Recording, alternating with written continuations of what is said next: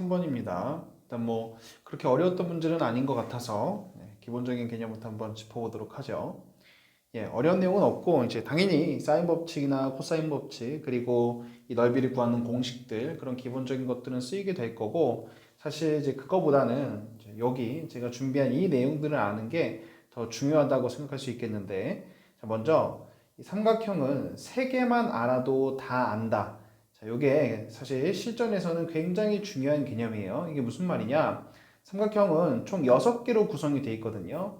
변 3개랑 각 3개. 그래서 총 6개로 구성되어 있는데 이 중에서 이 6개 중에서 3개만 알아도 나머지 3개를 다 알 수 있다는 거예요.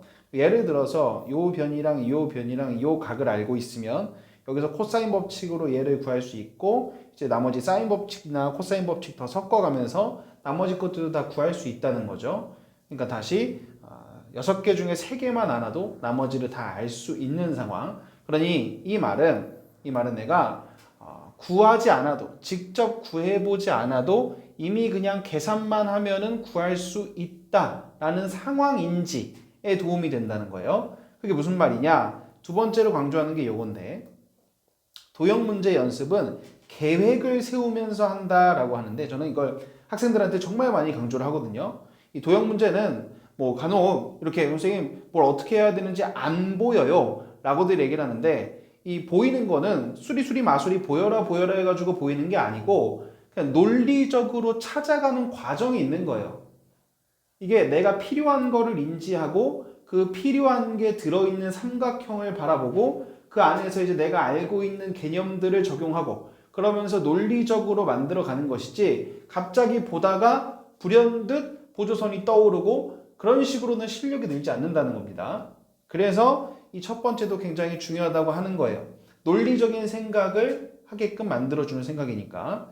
그래서 도형 문제는 계획을 세우면서 한다. 그러니까 계산부터 막 하고 나서 이거 구했으니까 뭘 더 구할 수 있고가 아니고 이미 구할 수 있다 없다가 다 사이즈가 나오고 그래서 그냥 눈으로만 봐도 이거는 계산만 하면 나오는 거니까 그럼 이걸 아니까 그 다음에 여기서 이걸 알 수 있겠네 그럼 이거 이렇게 하면 구할 수 있으니까 이렇게 하면 답 나오겠다 라고 이 계획을 세우는 연습을 하는 게 도형 문제 연습의 실질적인 것이라는 거예요. 그냥 문제를 막 손으로 풀어주는 게 아니라 그래서 자 이제 문제 보도록 하겠습니다.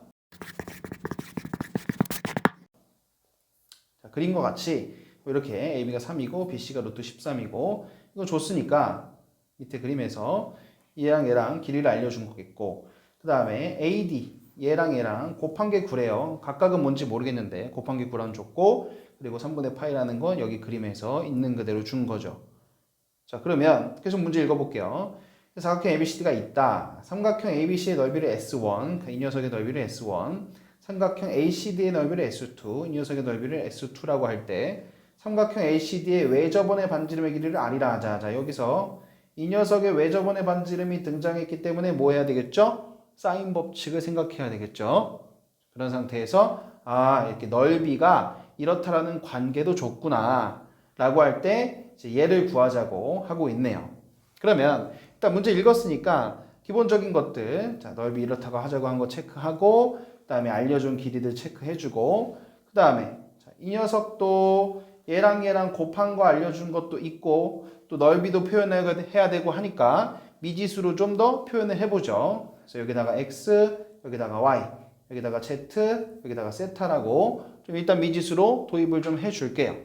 그런 상태에서 다시 구하자고 한 것도 내가 표현한 미지수 세타로 표현해주면 일단 이렇게 지금 나한테는 요걸 구하자고 있는 상황이다. 그런데 지금부터 계획 그리고 이 개념을 바탕으로 한 계획으로 문제를 풀 수 있어야 된다는 거예요. 손을 하나도 들이지 않고 이거 이렇게 해서 이렇게 하면 이렇게 되고 그렇게 해서 이렇게 하니까 이러면 답이 나오겠네 라고 이렇게 연습을 자꾸 해주셔야 도형 문제 실력이 늡니다. 분명히.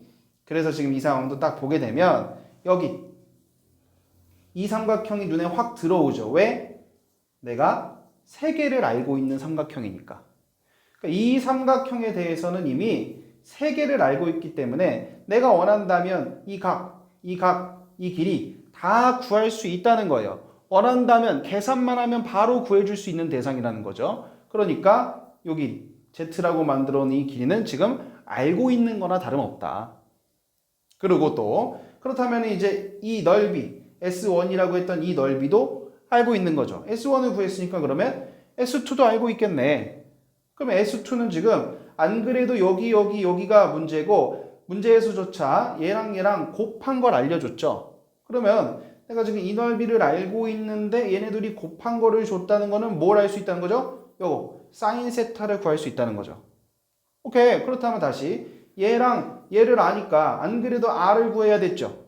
그럼 R은 얘랑 얘 가지고 사인 법칙 쓰면 R이 나오는 거죠. 그럼 답 나왔네요.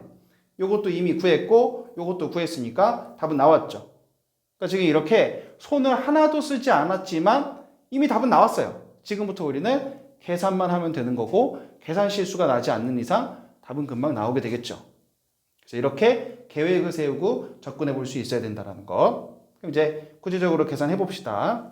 그래서 이쪽 여기서 코사인 법칙 쓴 거죠. 루트 13의 제곱은 3제곱 더하기 z제곱 마이너스 2 곱하기 3 곱하기 z 곱하기 코사인 3분의 파이 해가지고 식 만든 거고 요거 이제 풀어주면 z가 나오겠죠. 그래서 무난하게 인수분해 잘 되면서 z가 4라는 걸 구할 수 있게 되고 아까 말씀드린 대로 이 S1이라는 걸 계산을 할 수 있겠죠. S1 나왔으니까 집어넣어주면 S2까지 구할 수 있을 거고 S2 구해놓고 이제 얘가 2분의 1 곱하기 x 곱하기 y 곱하기 사인 세타라고 두면서 계산해주면 사인 세타도 무난하게 구할 수 있고 그럼 사인 세타까지 구했고 이미 얘도 알고 있으니까 지금 사인 법칙을 써서 외접원의 반지름을 구하면 되겠죠. 그래서 사인 법칙까지 여기서 사인 법칙 써서 외접원의 반지름까지 구하고 나면 나머지는 집어넣고 답만 구하면 되는 상황. 지금 이만큼의 계산은 이미 사실 그냥 답을 내기 위한 과정일 뿐이지 답을 이미 문제는 다 풀렸다는 거예요. 처음부터 계획 단계에서 끝났으니까. 그래서 이 문제 어렵지 않은 기본적인 문제지만 이 내용을 그리고 이 내용도 꼭 같이 잘 알아가셨으면 좋겠습니다.